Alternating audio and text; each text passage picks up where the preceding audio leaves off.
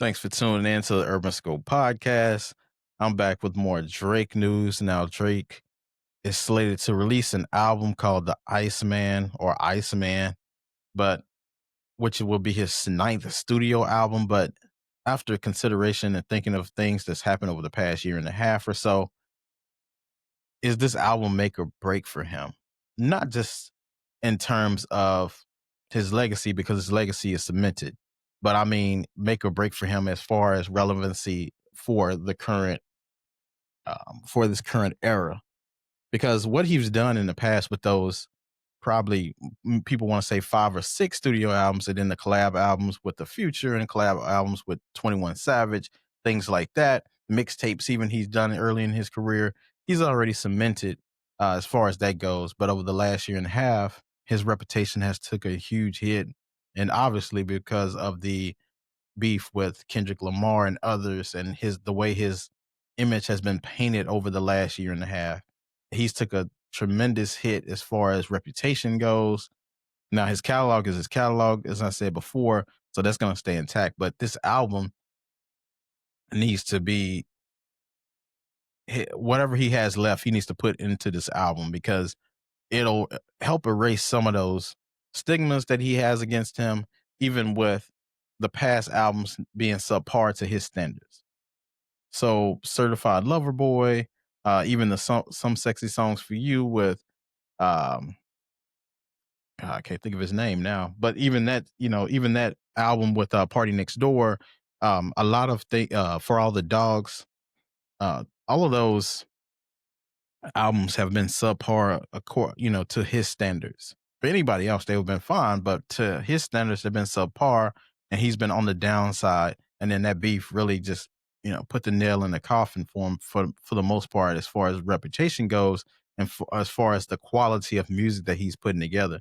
So this Iceman album, I think, needs to be above subpar, and it needs to have some kind of classic hit or classic moments to him. So he needs another Hotline Bling. He needs another, um, one of those type moments, one of those type songs. If he can get one of those type songs, I think not all won't be forgiven, because the lawsuit for a diss record is still a tremendous hit on your legacy.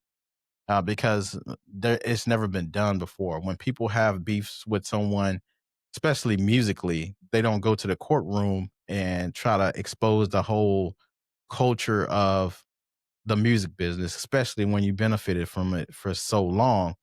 So that's why it's disheartening or discrediting to his legacy when you try to sue for a system that you benefited from, but when somebody else benefited from at your expense, then you want to go cry behind the scenes and fill lawsuits.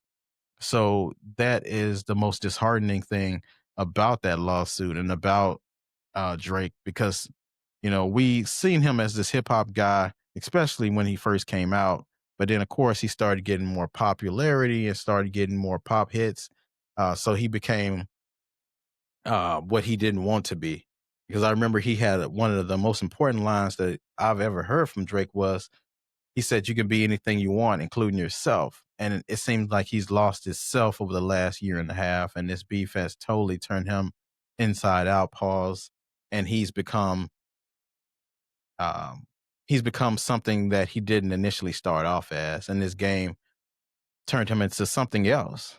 And to quote Jay-Z, he says, um, if I would have remained crazy if I remained the same me. So the popularity, the money, the superstardom, it turns you into something that you didn't start off as. It turns you into somebody you had to be in order to acclimate to the music business and to the popularity that you now gain. And Drake definitely became something that he didn't initially tell us that he was or portrayed to be.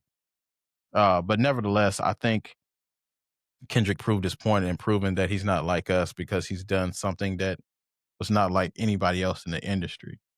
But people always have Drake as the top 5 artists. But as far as rapping goes, that's a different story, because having songwriters and things like that, it discredits the process as a rapper. But I do think he's always going to be a top 5 artist just off sellability and hits alone. You can't take that from him, of course, because that's the stats are the stats.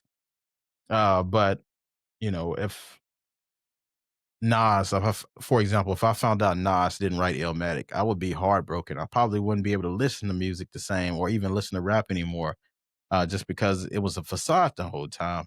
Now, I would need a lot of proof to prove, that say he didn't write that, but it would be disheartening and it would be just absurd to think of. But Drake, gets that pass because as a pop artist, you can pretty much do that type of things and still be staying afloat because you're not making pure rap songs.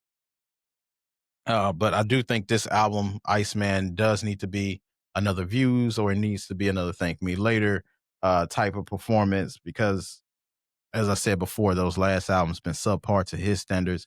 He's had hits on them, but as far as a collective body of work, he hasn't really given a collective body of work since probably Scorpion. Um, but Views is the last album that I really liked that I thought he put a great performance altogether on. But this has been a good year for music for hip hop, and then for you to drop a dud this year will not bode well, especially when groups like the Clips has been gone for so long, and come back and did their thing. Then you had artists like Freddie Gibbs who's doing his thing. Even Offset, which I'll cover in another segment, has done a phenomenal job with his project as well this year. So a lot of great music has been coming out. So he's definitely going to release a great project, and the pressure is definitely on. Tell me what your thoughts about the upcoming Drake Iceman album. And until next time, I'll see you next time.